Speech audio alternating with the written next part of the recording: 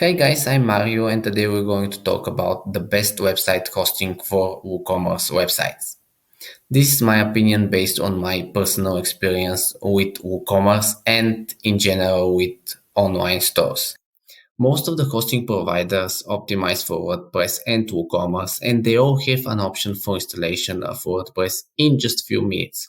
So the question really is which is the best hosting provider in general? I found out that one of the cheapest, if not the cheapest, is extremely fast, costs less than $3 a month, and includes tons of free stuff.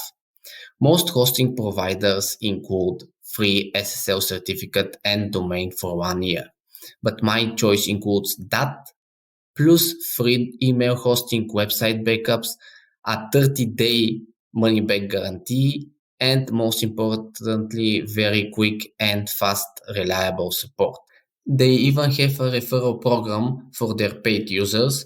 Ask their support, but basically the person you refer got a discount and the platform pay you because you bring a customer. So click the link in the video description for the best price, and after you become their paid customer, you can refer your friends using your own link. Again, ask the support about the referral part because I have this option, but I'm a premium plan user and I'm using their services for many years.